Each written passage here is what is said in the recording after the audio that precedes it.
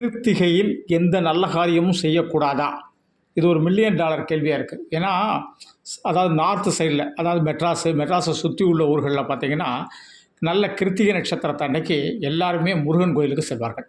அன்றைக்கி முருகன் கோயில் J J J ஜேன்னு இருக்கும். திருத்தணி முருகன், குன்றத்தூர் முருகன், வடபழனி முருகன், எல்லா முருகன் கோயிலும் பார்த்திங்கன்னா நல்ல கூட்டம் இருக்கும்.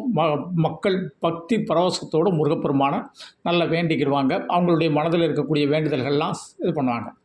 ஆனால் ஒரு விஷயம் என்ன எப்படின்னு கேட்டிங்கன்னா, இந்த சார் நாளைக்கு ஜோசியம் பார்க்க வரட்டேன். அப்போ ஏன் நாளைக்கு வரல அப்படின்னு கேட்டால், கிருத்திகையில் ஜோசியம் பார்க்கக்கூடாது அப்படிம்பாங்க முதல்ல. அதுக்கப்புறம் ஏதாவது ஒரு நல்ல காரியங்களை கிருத்திகையில் குறித்து கொடுத்துட்டா, சார் கிருத்திகை எனக்கு வேண்டாம் சார், கிருத்திகைனாலே எனக்கு பயமாக இருக்குது. அப்போ முருகர் நல்லவரா அப்படின்னு கேள்விக்கு வர வேண்டியிருக்கு. முருகனுடைய நட்சத்திரம், அப்போ ஒரு இறைவனுடைய நட்சத்திரம் நன்மையே செய்யுமா செய்யாதா? கண்டிப்பாக. அதுவும் சூரிய பகவானுடைய நட்சத்திரம். ஒரு பக்கம் முருகன் அவதரித்த நட்சத்திரம், இன்னொரு பக்கம் நவகிரகங்களில் சூரியனுடைய நட்சத்திரம், சொந்த நட்சத்திரம். சூரியனுடைய நட்சத்திரத்தில் நம்ம ஒரு நல்ல காரியங்கள் செஞ்சால் ஏற்றம் மிகுதியாக இருக்கும்.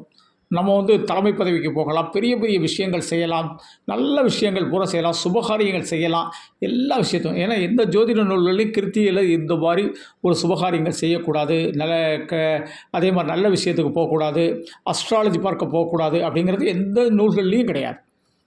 ஆனால் இவங்களாம் ஒன்று கிரியேட் பண்ணி அதை பார்த்திங்கன்னா சவுத்துலலாம் கிருத்திகையில் முருகன் கோயிலுக்கு போகிற கூட்டம்லாம் ரொம்ப கம்மியாக தான் இருக்கும். ஆனால் நான் சென்னையை சுற்றி உள்ள ஊர்களில், என்னுடைய ஆஃபீஸ் சென்னையில் இருக்கிறதுனால சென்னையை சுற்றி உள்ள ஊர்களில் ஒரு 5-6 மாவட்டங்களில் அதிகமான கூட்டங்கள் முருகன் கோயிலில். அது சந்தோஷம். முருகனுடைய நட்சத்திரத்திற்கு அழகாக கிருத்திகையில் போய் சுப்பிரமணியரை தரிசனம் பண்ணுறது அவ்வளோ விசேஷம். அந்த விசேஷத்தில் எந்த குறைவும் கிடையாது. நல்ல ஒரு பதவி கிடைக்கும். அரசு வேலையில் இருந்தீங்கன்னா பதவி உயர்வு கிடைக்கும். அரசியலில் இருந்தால் ஏற்றம் கிடைக்கும். நம்ம வாழ்க்கையில் நல்ல ஒரு அந்தஸ்து, மதிப்பு, மரியாதை இதெல்லாம் கிடைக்கும். ஒரு செல்வாக்கு கிடைக்கும். அப்படிங்கிறதுக்காக சுப்பிரமணியரை தரிசனம் பண்ணுறோம். இது நல்ல அருமை. ஆனால் என்னென்னு கேட்டிங்கன்னா, ஜோசியம் பார்க்க வர்றது கூட யோசிக்கும். சார் நான் கேட்டேன் சார், கிருத்திகையில் ஜோசியம் பார்க்கக்கூடாதுன்னு சொல்லியிருக்காங்க, கிருத்திகையில் சுபகாரியம் செய்யக்கூடாதுன்னு சொல்லியிருக்காங்க. நீங்கள் கிருத்தியை விட்டுட்டு என்றைக்கு வேணாலும் சார் எழுதி கொடுங்க சார். எங்களுக்கே ஒரு ஆச்சரியமாக இருக்குது. அதாவது ஜோசியத்தை கடந்து சின்ன மூட நம்பிக்கைக்குள்ளே ஏதோ போயிட்டாங்களோ மக்கள், நல்ல நாட்களை இவங்க தவிர்க்காங்களோ அப்படிங்கிறது எங்களுக்கு ஒரு ஆணித்தரமான ஒரு விஷயங்களாக இருக்குது. இதுக்கு ஏதாவது ஒரு விஷயம் எங்கேயாவது நூல்களில் கருத்துக்கள் இருந்தால் கூட நீங்கள் எனக்கு செய்யலாம், எனக்கு பதிவாக போடலாம்.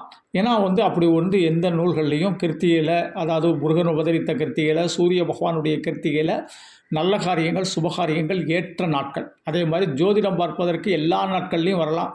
மார்கழி மாதமும் ஜோதிடம் பார்க்கலாம், ஆடி மாதமும் ஜோதிடம் பார்க்கலாம். கடக மாதம் ரொம்ப விசேஷமான மாதம், தனுர் மாதம் ரொம்ப விசேஷமான மாதம். ஆனால் நம்ம ஆட்கள் அவங்களே, அதாவது இதை ஜோசியத்தை கேட்டுக்க மாட்டாங்க, அவங்களே அதை என்ன செஞ்சுக்கிறாங்க, சார் இந்த மாதம் கெட்ட மாதமாக ஒரு கிரியேட் பண்ணிக்கிறாங்க. இதுலேயும் தனுசு மாதமான மார்கழி மாதம் பார்த்திங்கன்னா தேவர்கள் உடைய என்ன செய்கிறாங்க, அவங்க துயில் எழுதக்கூடிய மாதம். அது பிரம்ம முகூர்த்த மாதம்னு சொல்லுவோம்.